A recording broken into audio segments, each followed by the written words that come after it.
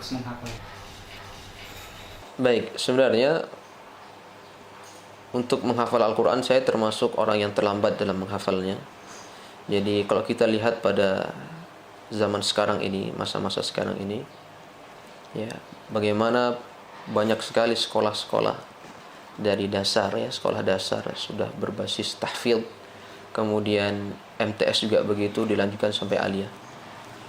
Tapi qadarullah, saya baru mengetahui, baru benar-benar ingin, ya, fokus untuk menghafal Al-Quran itu baru dimulai pada lulus MTS. Saat lulus MTS, jadi setingkat SMA pada saat itu, umur saya kira-kira 15 tahun, baru mulai fokus, baru mulai benar-benar ingin sekali untuk menghafalkan Al-Quran. Sebelumnya sudah pernah ada hafalan, cuma tapi tidak fokus dan memang hanya sebatas menghafal.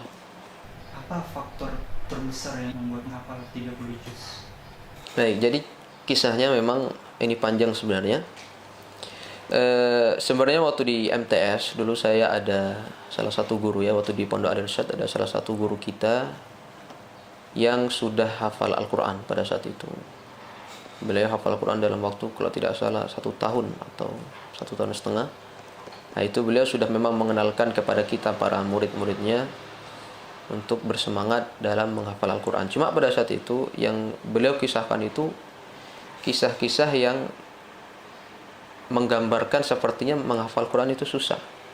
Jadi beliau berkisah kalau menghafal Quran itu capek, kemudian seharian full menghafal Quran, ya, jenuh, gak ada waktu liburnya. Jadi yang terbayang di pikiran saya pada saat itu atau MTS, wah, sepertinya menghafal Al-Quran susah, ya, sepertinya saya tidak bisa menghafal Al-Quran ini. Apalagi kalau kita lihat Al-Quran, wah, tebel ini, tidak bisa pada saat itu. Tapi ternyata Masya Allah di akhir kelulusan, ya, mau lulus MTS pada saat itu, tentu orang tua punya masa depan yang mengarahkan anak, ya.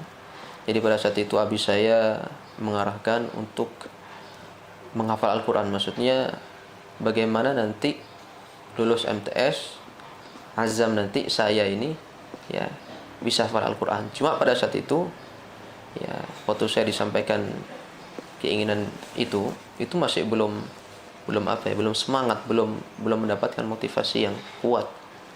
Sehingga di akhir-akhir kelulusan itu sering sekali saya diberi video-video tentang para penghafal Al-Quran. Pada saat itu ada itu acara Musafir Ma'al Quran namanya, itu dipandu Syekh Fahad Al-Kandari. Kemudian diberikanlah saya itu video-video tentang bagaimana para penghafal Quran itu di belahan dunia. Ada yang di Turki, di Mauritania, di Indonesia sendiri bahkan. Kemudian semuanya ada, ya. Sehingga di situ mulai muncullah motivasi saya untuk menghafal Al-Quran, ya. Apalagi kalau sudah melihat para penghafal Quran di Mauritania khususnya, mereka menghafal dengan metode lauh, metode papan, ditulis, kemudian distorkan kepada gurunya, kemudian dihapus dalam keadaan, ya, fasilitas yang, ya, tidak ada fasilitasnya. Jadi benar-benar menghafal di pantai, di beratapkan langit pada saat itu, beralaskan pasir. Ya, disitulah mulai saya, ya Allah, mereka saja yang di sana bisa menghafal Al-Quran, kenapa saya tidak bisa? Maka di situ mulai, ya, saya sampaikan juga ke abi pada saat itu, ya, azam ingin menghafal Al-Quran, silahkan abi pilihkan tempat terbaik untuk azam, sehingga kiranya nanti azam bisa menyelesaikan hafalan Al-Quran ini. Di umur berapa alhamdulillah berhasil menghafalkan 30 juz?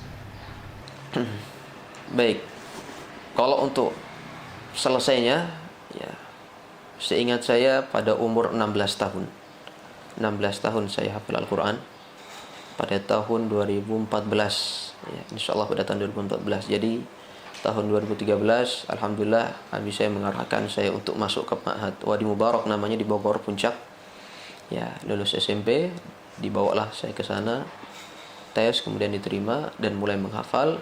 Dan memang, ya, alhamdulillah di sana memang menghafal paling lama para santri di sana. Ketentuan dari pondok paling lama 1 tahun menghafal Al-Quran 30 juz, paling lama itu, ya, itu sudah standar. karena memang ujian atau tes sebelum masuk memang susah, dan untuk menyelesaikan 30 juz dalam waktu 1 tahun. Alhamdulillah berjalan sekitar 7 bulan saya selesai menyelesaikan hafalan Al-Quran pada umur 16 tahun, 5 tahun yang lalu insyaallah. Terus bagaimana proses pengambilan sanadnya? Baik, proses pengambilan sanad yaitu proses yang panjang juga sebenarnya, dan saya rasakan memang sebenarnya lebih susah mengambil sanad Al-Quran daripada menghafal Al-Quran. Jadi pada tahun 2014 pada bulan Februari saya hatam Al-Quran, selesai Al-Quran. Sisanya waktu-waktu untuk murojaah, sehingga pada tahun 2014 juga ba'da Ramadan di Ma'had Wadi Mubarak ada kedatangan syekh dari Yaman namanya Syekh Abdul Qawi Al-Arjali. Beliau menetap di sana untuk mengajar pada saat itu. Maka kebiasaan pondok ya, atau kebiasaan syekh, biasa beliau memilih santri-santri yang dianggap layak untuk bisa mengambil proses sanad Al-Quran ini. Maka alhamdulillah di angkatan saya termasuk daripada yang diambil oleh beliau untuk bisa melanjutkan proses berquran ini dengan mengambil sanad Al-Quran, yang sebagaimana kita ketahui bahwa sanad Al-Quran ini hanya boleh atau syarat mengambilnya si pengambil harus hafal Al-Quran terlebih dahulu. Dia harus hafal 30 juz mutqin, karena memang dalam proses membaca sanad Al-Quran tersebut ya, apa yang kita baca kepada syekh nanti itu tidak boleh nanti di sana ada kesalahan, walaupun itu cuma harokat, walaupun itu cuma satu huruf saja. Maka alhamdulillah pada tahun 2015 akhir dimulailah saya mengambil sanad Al-Quran bersama beliau Syekh Abdul Qawi Al-Arjali Al-Yamani, sehingga pada tahun 2000 itu mulainya 2014 ya, 2015 saya selesai pada tanggal 8 Ramadan seingat saya.